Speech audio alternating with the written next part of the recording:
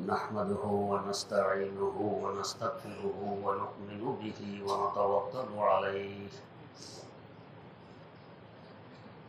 ونعوذ بالله من شرور أنفسنا ومن سيئات أعمالنا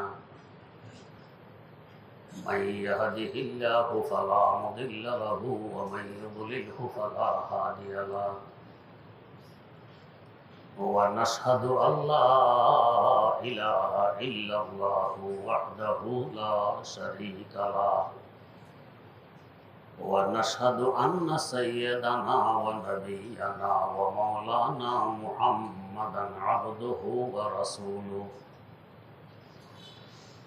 أرسله بالحق بشيرا ونذيرا وداعيا إلى الله بإذنه وسراجا منيرا صلى الله تعالى عليه وعلى آله وأصحابه وسلم تسليما كثيرا كثيرا أما بعد فأعوذ بالله من الشيطان الرجيم بسم الله الرحمن الرحيم ألا بذكر الله تطمئن القلوب صدق الله مولانا العظيم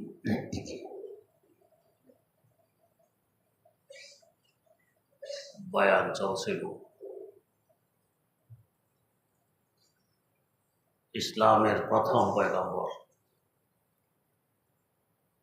আমাদের আদি পিতা সাইয়্যিদিনা হযরত আদম আলা নবিয়িনা ওয়া আলাইহিস সালাতু ওয়াস সালাম সম্পর্কে বলা হয়েছিল যে তাকে দুনিয়াতে পাঠানো 2000 বছর পূর্বে আল্লাহ পাক ইবাদতের কেন্দ্র, বরকতের গোডাউন, রহমতের মার্কাজ হিসাবে বাইতুল্লাহ শরীফকে রেখে দিলেন এই ধরায়। বোঝা গেছে মানুষের প্রথম ও সবচেয়ে গুরুত্বপূর্ণ কাজ হলো ইবাদত। এর মাধ্যমে থাকা, খাওয়া, পড়া, সুখ, শান্তি ও রিজিক সব কিছু আমাদের কাছে আসে। তাই ইবাদতের ব্যবস্থা আগে, বাকিগুলো হলো পরে। সুখ শান্তির মূল সম্পর্ক আত্মার সাথে, দেহের সাথে হলো দ্বিতীয় পর্যায়ের। সামান্যতম আঙ্গুল কাটা গেলে দৈহিকভাবে কষ্ট হয়, কিন্তু এই কাটা যদি ইবাদতের মাধ্যমে হয়, ধর্মীয় যুদ্ধে গিয়ে শাহাদাত বরণ করে, মোটেও কষ্ট হয় না, বরং ছোট্ট একটি কাঁটা পায়ে বিঁধলে যেমন, এমনও মনে হয় না। কেন? এই কাটা যাওয়া হয়েছে আল্লাহ রাব্বুল আলামিনের দ্বীন প্রতিষ্ঠার লক্ষ্যে, যেহেতু এর মধ্যে ইবাদত নিহিত, তাই এখানে কষ্ট নেই। কষ্ট এবং সুখের সম্পর্ক হলো আত্মার সাথে, আর ইবাদত হলো আত্মার খোরাক। তাই আল্লাহ রাব্বুল আলামিন বলেন, আলা বিযিকরিল্লাহি তাতমাইন্নুল কুলুব, আমাদের অন্তর স্থির থাকে, প্রশান্তি লাভ করে আল্লাহর জিকিরের মাধ্যমে। এখানে জিকির মানে সর্বপ্রকার ইবাদত। ইবাদতের মাধ্যমে আত্মা প্রশান্তি লাভ করে। আমরা একটু খেয়াল করলে বুঝতে পারি, এই যে মসজিদের 4 দেওয়াল, এর বাইরে থাকলে আমাদের দিলের অবস্থা কেমন হয়, মসজিদের ভিতরে ঢুকলে দিলের অবস্থা কেমন হয়। বাইরে গেলে জঞ্জাল, পেরেশানি, কত কিছু এসে ঘিরে ধরে, কিন্তু পাক পবিত্রতা অর্জন করে মসজিদের সীমার ভিতরে পা রাখলাম, স্বস্তির নিঃশ্বাস বেরিয়ে আসে, মনে হয় যেন জান্নাতে প্রবেশ করলাম। তেমনিভাবে দ্বীনি পরিবেশ বাইরে যান দুনিয়ার পরিবেশে, বাজারে ইত্যাদিতে কেমন পেরেশানি। দিনই পরিবেশ, কোনো মসজিদ, মাদ্রাসা, কোনো মার্কাজ ইত্যাদির মধ্যে কদম রাখুন, দেখবেন অন্যরকম অনুভব হবে, শান্তি আসে। যারা হজে গেছেন তারা জানেন হজের পুরা সফর কেমন কাটে, আর হজের বাইরে দেশে আসলে কেমন কাটে। কারণ ওই সফরটা পুরা ইবাদতের সফর, অশান্তির সফর, আর বাইরে আসলে অশান্তির সফর। ইবাদতের মাধ্যমেই হলো আসল শান্তি, আর এর বাইরে আসল শান্তি নেই। এই জন্য ইবাদতের ব্যবস্থা আগে। সুখ শান্তি যদি না থাকে, কোনো কাজে মন বসে না, ভালো লাগে না, উল্টাপাল্টা মনে হয়। তাই আল্লাহ রাব্বুল আলামিন ইবাদতের ব্যবস্থা আগে করেছেন, বাকি ব্যবস্থা হলো পরে। এখান থেকে শিক্ষা গ্রহণ করা লাগে। যখন কোনো অশান্তি দেখা দিবে, পেরেশানি দেখা দিবে, তৎক্ষণাৎ ইবাদতে মশগুল হও। আর ইবাদতে মশগুল হওয়ার সবচেয়ে গুরুত্বপূর্ণ স্তর হলো গুনাহ থেকে ক্ষমা চাওয়া, যাকে বলে তওবা করা। গুনাহ অশান্তি, ইবাদতে শান্তি। তা আগে তওবা করো, এরপরে ইবাদতে মগ্ন হও, দেখবে প্রশান্তি লাভ করবে। হাদিস শরীফে আছে, যখনই কোনো বিপদ দেখা দিত, আন্ধি, তুফান ইত্যাদি, রাসূল আকরাম সাল্লাল্লাহু আলাইহি ওয়াসাল্লাম ছুটে আসছেন মসজিদে, এখানে এসে ইবাদতে মগ্ন হয়ে পড়তেন। আল্লামা রুমি রহমতুল্লাহ আলাইহি তাই মুস্তাফি শরীফে লিখেছেন, গমচো বিনি জোদ ইস্তিগফারুকুম, গমচো বিনি জোদ ইস্তিগফারুকুম, গম্ব আমরে খালেকা মুদকারুকুম, গম্ব আমরে খালেকা মুদকারুকুম। যখনই পেরেশানি আসবে, ধন্যবাদ দাও আল্লাহ রাব্বুল আলামিনের কাছে, এতে শান্তি। শান্তির মূল চাবিকাঠি আল্লাহ রাব্বুল আলামিনের কাছে। ভারতে এক বুজুর্গ ছিলেন, যখনই অসুস্থ হইতেন তো ডাক্তার হাকিমের কাছে যেতেন, গিয়ে বলতেন, দেখেন আমার রোগ কি, এর চিকিৎসা কি, মোট খরচ কত হবে। তো হাকিম রোগ নির্ণয় করত, চিকিৎসা বলতো এই চিকিৎসা, মোট খরচ হবে এত টাকা। ফিরে এসে অত টাকা মসজিদ মাদ্রাসায় গরিব দুঃখীকে দান করে দিতেন, চিকিৎসা করে ফেলছে, ঠিক এরপরে ভালো হয়ে যেতেন। বাইহাকি শরীফে একটি হাদিস আছে, আনা ইনদা জন্নে আবদি বি, আমার বান্দা আমার সাথে যেমন ধারণা পোষণ করে, আমি তার সাথে তেমনই ব্যবহার করি। তা আল্লাহর ওই বান্দা, যে খরচ ওষুধের পিছনে করতাম, ডাক্তারের পিছনে করতাম, আল্লাহ রাস্তায় করি, এর বরকতে আল্লাহ পাক ঠিকই তাকে সুস্থ করে দিতেন। তার ধারণা এমন ছিল, আল্লাহ পাক এমনই করতেন। তা যখনই পেরেশানি আসবে, অস্থিরতা আসবে, দুঃখ আসবে, মুসিবত আসবে, ধন্না দিতে হবে আল্লাহ রাব্বুল আলামিনের দরবার। এতে হলো শান্তি, এতে হলো সুখ। তাই শান্তির ব্যবস্থা আগে, ইবাদতের মারকাজ আগে। 2000 বছর পরে মানুষের আগমন। আল্লাহ রাব্বুল আলামিন কেমন প্রজ্ঞাময়, হিকমতওয়ালা, কেমন কৌশলী, যে মানুষের দুনিয়া ও আখিরাত, ইহকাল ও পরকাল উভয় কালের সুখ শান্তির চাবিকাঠির ব্যবস্থা আগে করে দিই, মানুষ আসবে এরপর। অতএব আমরাও যেখানে যাব, বসতি স্থাপন করব, আগে ইবাদতের মারকাজ, এরপরে নিজের থাকার ব্যবস্থা। এটাই রাসূল আকরাম সাল্লাল্লাহু আলাইহি ওয়াসাল্লামের তরিকা। মক্কায় মুকাররমা থেকে হিজরত করে প্রথমে কুবায় আসলেন, এসে এখানে আগে মসজিদ নির্মাণ। এখান থেকে মদিনায় মুনাওয়ারায় পৌঁছলেন, এখানেও আগে মসজিদ নির্মাণ। আগে সুখ শান্তির মারকাজ, এরপরে যায় অন্য চিন্তা। এটাই হলো নিয়ম।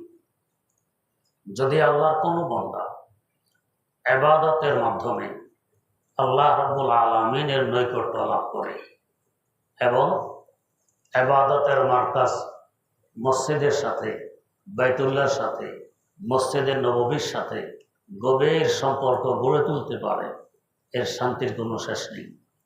দুঃখ কষ্ট দেখা যাবে দূর থেকে, যেহেতু অন্তর ভিতরে ওটা দেখা যায় না, অন্তর পুরা প্রশান্তিতে থাকে।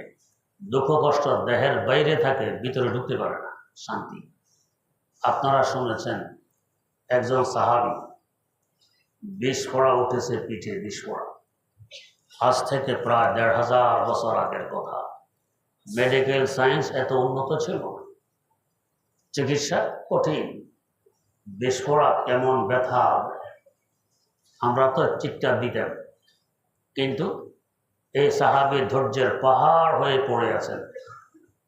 দীর্ঘ ৩০ বছর যাবতে ফোড়া নিয়ে তিনি চিন্তা ছিলেন। কি ব্যথা, দিন দিন বাড়তেছে, ব্যথা বাড়তেছে। এমনকি বিছানা থেকে উঠতে পারতেন না, বিছানায় পড়ে থাকতেন, খাওয়া দাওয়া বিছানায়, সব কিছু। এই অবস্থায় যদি কেউ সাক্ষাতে আসতো, হাস্যাস বাস্যাস প্রস্ফুটিত চেহারা নিয়ে কথাবার্তা বলতেন। চেহারা দেখলে মনে হতো না যে তিনি অসুস্থ, ব্যথায় অস্থির। একদিন জিজ্ঞেস করা হলো, হুজুর ৩০ বছর আপনি এই রোগ ভুগতেছেন, এই কষ্টে আছেন, বিছানা থেকে উঠতে পারেন না, কিন্তু দেখলে মনে হয় না যে আপনি অসুস্থ, বিষ পড়া আছে, এটা কীভাবে? জবাব দিলেন যে বিষ পড়া আমাকে দিয়েছে কে? আল্লাহ রাব্বুল আলামিন। আমার আল্লাহ যদি আমাকে বিষ পড়া দিয়ে খুশি, আমি নারাজ হব? যে কাজে আমার আল্লাহ খুশি, এ কাজে আমিও খুশি। গোলামে পুখতা কারে শো ও রাজে দারে কন্তরজো, গোলামে পুখতা কারে শো ও রাজে দারে কন্তরজো, তেকস নকশা দেওয়া নকশা ইয়াদ বরক মতি মরি মারা, তেকস নকশা দেওয়া নকশা ইয়াদ বরক মতি মরি মারা। আমি তো বললাম, মনিব আমাকে যা খাওয়ান তা খাবো, যা পড়ান তা পড়বো, যেভাবে রাখেন সেভাবে থাকবো, যা করতে বলেন তা করব। এর মধ্যে হলো গোলামের শান্তি। এক মনে গোলাম খরিদ করে গোলামকে জিজ্ঞেস করতেছে, তুমি কি খাবে? তো আপনি যা খাওয়ান। কি পড়বে? তো আপনি যা পড়ান। কোথায় থাকবে? তো আপনি যেখানে রাখেন। কি করবে? তো আপনি যা করান। মনে বলতেছে, তোমার ব্যক্তিগত কোনো মতামত নেই, ব্যক্তিগত কোনো রায় নেই। তো গোলাম জবাব দিল, হুজুর যদি ব্যক্তিগত মতামত থাকতো, ব্যক্তিগত রায় থাকতো, তাহলে কি গোলাম হইতাম? তখন তো আমি মনিব হইতাম। গোলামের বৈশিষ্ট্য এটা, মনিব যা করে গোলাম তা মাথা পেতে মেনে নিবে। বলাম তো এই গোলামের উন্নতি হবে কি হবে না? তা উন্নতি হলেন ক্রয় সূত্রে মালিক, আর ইনি সৃষ্টিকর্তা হিসাবে মালিক নন। কিন্তু যিনি আমাদের মালিক, আমরা যার গোলাম, তিনি তো সৃষ্টিকর্তা হিসাবে আমাদের মালিক, আমরা তার গোলাম। এই গোলাম তো ক্রয় সূত্রে নয়। তাহলে এই গোলামের বন্ধন আরো কত মজবুত। অতএব আল্লাহ পাকের কাছে দন্না দেওয়া, তার গোলামি করা, এটা প্রশান্তির চাবিকাঠি। এটার মাধ্যমে হইল ইবাদত। সাইয়েদানা হযরত মূসা আলা নবিয়্যিনা ওয়া আলাইহিস সালাতু ওয়াস সালামকে জিজ্ঞেস করা হয়েছিল, যদি বৃষ্টির মতো তীর আসতে থাকে, বৃষ্টির মতো, বাঁচার উপায় কি? আমরা কি বলবো? বাঁচার কোনো উপায় নেই। বৃষ্টির মতো তীর আসতেছে, আমি বাঁচবো কীভাবে? কিন্তু আল্লাহর পয়গাম্বর বড় কৌশলী জবাব দিলেন কি, যার দিক থেকে তীর আসতেছে তাকে আন্দাজ করে ধরে রাখবো। যার দিক থেকে বৃষ্টির মতো তীর আসতেছে তাকে আন্দাজ করে ধরে রাখবো, তার পাশে থাকবো। তীর তো মারতে হলে অন্তত 1-2 ফিট সামনে থেকে না তীর নিক্ষেপ করবে। আমি যদি এর ভিতরেই থাকি, তো তীর আমার গায়ে বিদ্ধে কীভাবে? ধনুক থেকে তো তীর ছুটতে হয়, 1-2 ফিট সামনে থেকে ছোড়া লাগে। এর ভিতরে আমি যে তীর মারতেছে তাকে জড়িয়ে ধরে আছি, তা আমার গায়ে তীর আসবে কোত্থেকে? পয়গাম্বরই মার্কা জবাব। তো দুঃখ কষ্ট মুসিবত যার পক্ষ থেকে আসে, আমি তার কাছে দন্না দিই। এটা ছোট বাচ্চারা পর্যন্ত বোঝে, আমরা বুঝি না।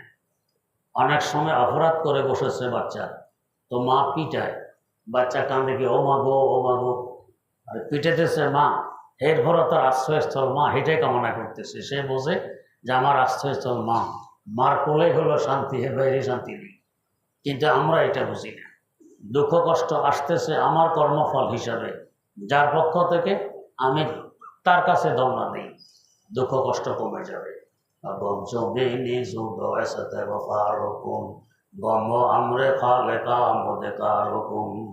আল্লাহ রাব্বুল আলামিনের কাছে দমনা দেয়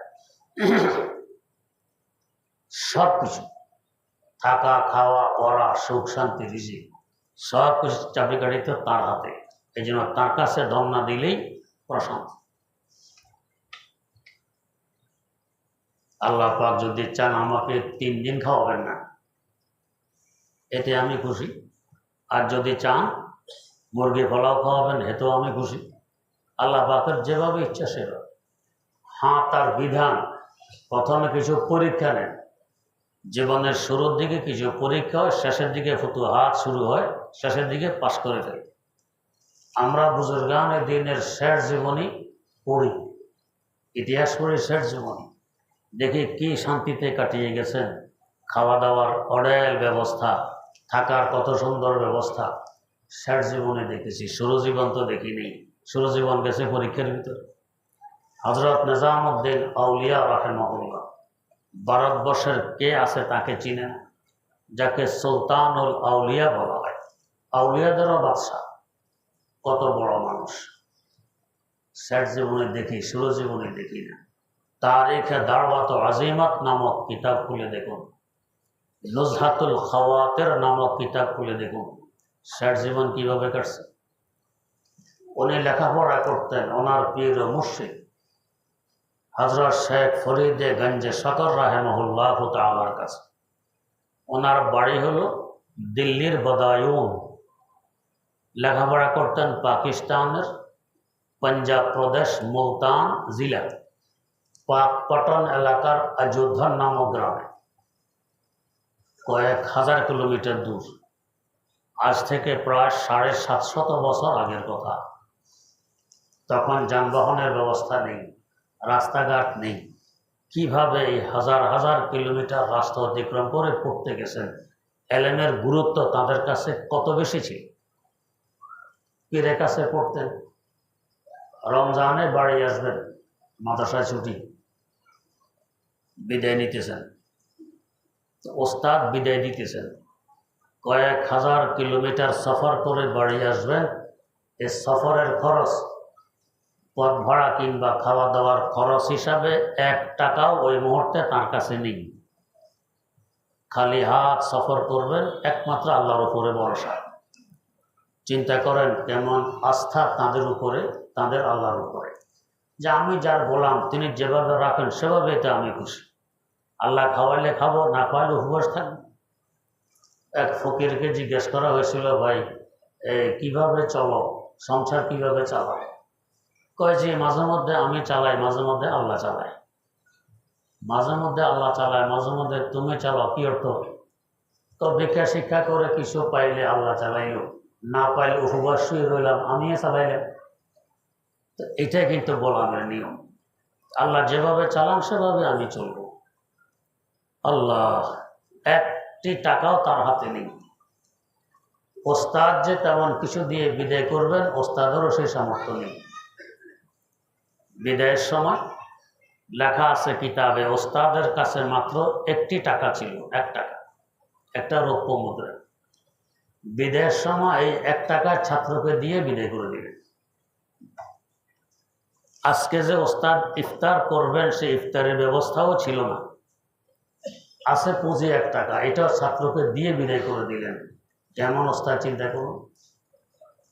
আমরা তো সরাসরি না চাইলেও ইশারা আঙ্গিতে, তোমার আব্বাসে বিদেশ থেকে আসছে, কি ব্যাপার, ইশারা আঙ্গিত মানে আমাকে কিছু হাদিয়া দাও ইত্যাদি।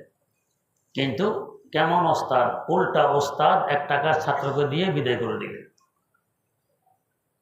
আল্লাহ, ছাত্র 1 টাকা নিয়ে বিদায় হয়ে গেলেন, কয়েক হাজার কিলোমিটার সফর করে বাড়ি আসবেন। কিছু দূর আসার পরে ওনার মনে পড়ল যে আমিও তো জানি আমার ওস্তাদের কাছে এই 1 টাকা ছাড়া আর কিছু নেই। এমনকি আজকে যে ইফতার করবেন সেই ইফতারের ব্যবস্থাও নেই। এই 1 টাকা আমি নিয়ে চলে আসলাম, কেমন ছাত্র হলাম? ওস্তাদের কাছে কিছু নেই, আছে 1 টাকা, এটা নিয়ে চলে আসলাম, কেমন ছাত্র হলাম? এই ভেবে আবার ফিরে রওনা করছেন ওস্তাদের দিকে। ফিরার পথে 1 টাকা দিয়ে ইফতারি খরিদ করছেন। খরিদ করে খুব দৌড়ে এসে ইফতারের আগ মুহূর্তে ওস্তাদের সামনে এসে হাজির হইলেন। ওস্তাদ দেখে আশ্চর্য, নিজামুদ্দিন, তুমি না ছুটি নিয়ে গেছো, বাড়ি যাবে, আবার ফিরে এসেছো? তো হুজুর, আপনার ইফতারের জন্য ফিরে এসেছি, এই নেন আপনার জন্য ইফতারের ব্যবস্থা করেছি। আর উনি এসে দেখলেন ওস্তাদ মাত্র 1 গ্লাস পানি সামনে নিয়ে বসে আছেন, এটাই আজকের ইফতারি, আর কোনো ব্যবস্থা নেই, পানি দিয়ে ইফতার করবেন। দিন এভাবে আমাদের কাছে আসে। আজ এই যে তাবলীগের কাজ সারা দুনিয়াব্যাপী চলছে, শুরাই নিজামের তাবলীগ সারা দুনিয়াব্যাপী দ্বীনের কাজ করে চলছে। যিনি প্রতিষ্ঠাতা বাণী আল্লামা ইলিয়াস রহমতুল্লাহ থাকেন তো দিল্লি নিজামুদ্দিন, ওনাদের বাড়ি হলো কান্ধলা। এই একটা গ্রাম, বড় বড় আলেম জন্ম দিয়েছে এই গ্রামে। শেখুল হাদিস আল্লামা জাকারিয়া রহমতুল্লাহ এই গ্রামে, হজরত মৌলানা ইয়াহিয়া রহমতুল্লাহ এই গ্রামের, শেখুল হাদিস আল্লামা ইদ্রিস কান্দলবী রহমতুল্লাহ আলাই এই গ্রামের, হজরত মুফতি আলাহি বক্স রহমতুল্লাহ আলাই মসনবী শরীফের যিনি সম্পূরক, উনি এই গ্রামের। ইলিয়াস রহমতুল্লাহ আলাই থাকেন নিজামুদ্দিন। তো ওনার এক আত্মীয় চাচা নিজামুদ্দিন থাকেন বিশ্বের আমির, পোলাও কোরমা কত হাইফে খাওয়া দাওয়া করেন। আমরা গ্রামগঞ্জে চাচার কাছে কিছুদিন গিয়ে থাকি, খেতে পারবো ভালো ভালো খাবার, এই নিয়তে কান্দলা থেকে সফর করে দিল্লি আসছেন রোজার মাস। আবৃতি নামক কিতাবে শেখুল হাদিস জাকারিয়া রহমতুল্লাহ আলাই লিখতেছেন, অপেক্ষা আছে, সফর করে আসছি, ক্ষুধা, ইফতারের সময় হাইফাই ইফতার হবে। ও বসলাম, কই কোনো কিছু দেখি না, পানি নিয়ে বসে আছেন। একটু পরে উপরের র্যাকের মধ্যে শুকনা কিসের পিঠা, এটা বের করলেন।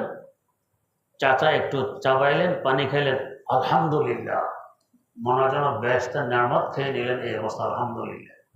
তো আমার তো গলার ভিতরে ঢোকে না, সফর করে এসেছি, এমনি পিপাসায় কাতর, আরও এই শুকনা পিঠা।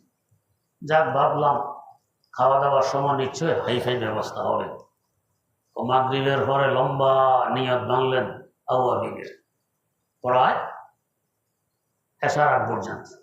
আমার তো ক্ষুধায় অবস্থা খারাপ। যাক, নামাজ শেষ হলো, এর ফলে তারাবি খেতে বসলেন। ভাবলাম এখন আসবে ভালো ভালো খাবার। দেখি সেই পানি, ওই র্যাক থেকে ওই শুকনা পিঠা কয়েকটা বের করে চাচা চাবাইয়া গিললেন, পানি পান করলেন, আলহামদুলিল্লাহ, যেন বেহেশতের নিয়ামত খেয়ে নিলেন। তো আমার তো অবস্থা খারাপ। যাক, ভাবলাম হয়তো সাহারির সময় ভালো খাবারের ব্যবস্থা হবে। তো তাহাজ্জুদ পড়তেছেন তার আগের পরে সাহারির রক্ত পর্যন্ত, আমি তো অপেক্ষায় পেটের ক্ষুধা। আবারও সেই পানি, ওই র্যাক থেকে শুকনা পিঠা বের করে একটু চাবাইয়া পানি দিয়ে গিললেন, আলহামদুলিল্লাহ, বেহেশতের মেওয়া যেন খেয়ে নিলেন। আমার তো অবস্থা খারাপ। এভাবে আচ্ছা, আজকে হতে গেছে, কালকে ভালো খাবার হবে, পরের দিনও রইলাম, একই অবস্থা, শুকনা পিঠা আর পানি। এর কোনো চাচা আমি গেলাম, আসসালামু আলাইকুম, এখানে থাকলে মরার বুদ্ধি, জিনা থাকার ব্যবস্থা নেই। কিন্তু এই যে চাচা এইভাবে কষ্ট করে গেলেন, যার বরকতে আল্লাহ পাক চমকায় দিয়েছেন, লক্ষ কোটি মানুষ দিনের দাওয়াত নিয়ে দুনিয়াতে ঘুরে। এই কোরবানির মাধ্যমে দিন আমরা পেয়েছি, সুখ শান্তিতে পাইনি। তো নিজামুদ্দিন আউলিয়া রহমতুল্লাহ আলাই বলেন, হুজুর, এই আপনার জন্য ইফতারের ব্যবস্থা করলাম। কিভাবে করেছ? ওই যে আপনি আমাকে 1 টাকা দিয়ে বিদায় করেছেন, সে 1 টাকা দিয়ে ইফতার খরিদ করে আপনার জন্য নিয়ে এসেছি। ওই 1 টাকা দিয়ে ইফতারি খরিদ করে আপনার জন্য নিয়ে এসেছি। ওস্তাদ বুকে জড়িয়ে ধরলেন, চোখের পানি ছাড়লেন। দোয়া মুখে করা লাগে না, দোয়া তো অন্তর থেকে আসে।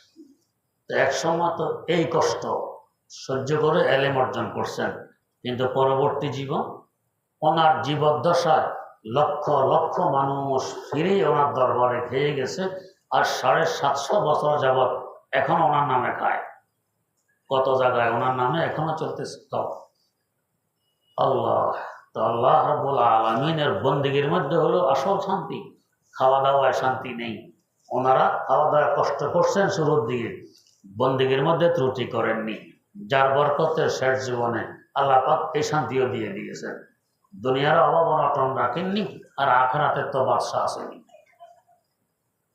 আল্লাহ, এখন কেউ প্রশ্ন করতে পারেন, হুজুর এই যে বেচারা কাঁদলা থেকে আসলো, ক্ষুধায় কষ্ট, ইলিয়াস রহমতুল্লাহ ওর ক্ষুধায় কষ্ট, সে ওই স্তর অর্জন করেনি। ইলিয়াস সাহেবের ক্ষুধায় কষ্ট ছিল, ওনার তো ওই স্তর ছিল। ফলা কর্মার যে অবস্থা, সাগ্রতারও সেই অবস্থা। হজরত মাওলানা আবুল খায়ের বিক্রমপুরী সাহেব, অনেকেই চিনেন, তিনি ওয়াজ করতেন, এখানে ওয়াজ করতে আসছিলেন। তিনি আমাকে শুনেছেন বরিশাল এক জায়গায় ওয়াজ মাহফিল করবে, বহু বছর যাবৎ চরমনার মরহুম হজরতকে দাওয়াত দিবে, সময় পায় না, হজরত দাওয়াত দিতে পারে না। এরা পরে আমাকে ধরল, আমি জোর জবরদস্তি সুবেশ টুবেশ করে দাওয়াতটা নিয়ে দিলাম। তো যেহেতু আমি নিয়ে দিলাম, আমি হজরতের সাথে দাওয়াতের সময় সফর সঙ্গী হিসাবে রইলাম। হ্যাঁ, বৃষ্টি তুফান, এই কষ্ট করে ট্রলারে মলারে ওইখানে যেয়ে পৌঁছলাম। তো গিয়ে দেখি যেখানে ওয়াজ মাহফিল ঘরের দুয়ারে উঠানের মধ্যে ছোট্ট একখানা সামিয়ানা টানায় রাখছে, সেটাই ব্যবস্থা, আর কিছু নেই। কয় যাক, খাওয়ার সময় খেতে বসলাম, কদুর শাক আর জানে কি দিল, মাছ গোস্তের কোনো ব্যবস্থা নেই। তো আমি তো লজ্জায় যে জোর জবরদস্তি দাওয়াত লওয়াই দিলাম, হুজুর এক এক মাহফিলে হাজার হাজার মানুষের ভিড়, আর এখানে এই অবস্থা, মানুষ দু চারজন। তো হাজার হাজার মানুষের সামনে হুজুর যে ওয়াজ করেন, দু চারজনের সামনে সে ওয়াজে করলেন, আর শাকলতার খানা আমি দেখতেছি, আর লজ্জায় পানি হয়ে যাচ্ছি। দেখি যে মানুষজন হুজুর পলা কোরমা খাইতেছেন, এইভাবে খাইলেন। খাওয়া দাওয়া শেষ করে আমার দিকে তাকায় বলে, আবুল খায়ের, পলা কোরমা যেভাবে খেতে পারি, শাকলতা সেভাবে খেতে পারি, কোনো অসুবিধা হয় না। কেন? আমি আল্লাহ রাব্বুল আলামিনের গোলাম। ফলা কোরমা আমার আল্লাহ পাঠাইলেন, শাকলতা আল্লাহ পাঠাইলেন, এটাও আল্লাহ নেয়ামত, এটাও আল্লাহ নেয়ামত। স্বাদ জিবার মধ্যে কে দেন? আমার আল্লাহ দেন। ফলা কোরমার মধ্যে স্বাদ না দিতে পারেন, শাকলতা তত স্বাদ দিতে পারেন। আমি একদিন এক দোকানে বসা, ওনারা এখনও আজকে আছেন। তো দেখি যারা কাজ করে টিফিন ক্যারিতে করে বাড়ি থেকে খাবার নিয়ে আসছে, আমি দেখতেছি তারা খাইতেছে, টিফিন ক্যারিটাই বর্তন, আর কোনো বর্তন নেই। হাতের মধ্যে যে পরিমাণ লোকমা দিতে পারে এত বড়, এটা আমাদের মুখে তো ঢুকবে না। মানে আমার অন্তত 10টা মতো কমাস কম হবে একসাথে, যেভাবে মুখে ঢুকানো যায়, ঢুকায় আর গিলে ফেলে 2 নাড়া দিয়ে চিবানোরও দরকার নেই। এদের ভবিষ্যৎ বোঝা যায় কি যে স্বাদ আর মজা করে তারা খাচ্ছে। আল্লাহ আকবার। তো আল্লাহ রাব্বুল আলামিন শাকলতা তত স্বাদ দিতে পারেন, পলা কোরমাকে অস্বাদ বানায় দিতে পারেন, সব তো আমার আল্লাহর হাতে। তো ইবাদতের মধ্যে হলো আসল শান্তি, এগুলোতে শান্তি নয়। তাই ইবাদতের মারকাজ আর কেন্দ্রের ব্যবস্থা আল্লাহ পাক আগে করে দিলেন। আল্লাহ পাক কোরআনে কারিমে তাই বলছেন, ইন্না আউওয়ালা বাইতিন বুজিআ লিন-নাসি লাল্লাযী বিবাক্কাতা মুবারাকান ওয়া হুদাল লিল আলামিন। জগতের প্রথম ঘর, যে ঘরটি মানুষের উপকারার্থে রাখা হয়েছে মক্কা নামক স্থানে, মুবারাকান বরকতের গোডাউন হিসাবে, বরকতের কেন্দ্র হিসাবে, ওয়া হুদাল লিল আলামিন জগৎবাসীর হেদায়েতের মার্কাজ হিসাবে। এটার সাথে সম্পর্ক রাখো, আর তার সাথে সম্পৃক্ত আছে দুনিয়ার মসজিদগুলো, এগুলোর সাথে সম্পর্ক রাখো, বরকত এবং রহমতের ভাগ তোমার কাছে আসবে বড় আকারের। এতে প্রশান্তি ভোগ করবে দুনিয়াতেও আখিরাতেও। তো শান্তি পেতে হলে আগে ইবাদত, এরপরে অন্য ব্যবস্থা। এটাই পয়গম্বরদের তরিকা। আমরা যেহেতু সবচেয়ে শ্রেষ্ঠ পয়গম্বর উম্মত, আমাদের তরিকা এটাই হওয়া চাই যে আগে ইবাদতের ব্যবস্থা, বাকিগুলো পরে। আল্লাহ রাব্বুল আলামিন আমাদেরকে তৌফিক দান করুন।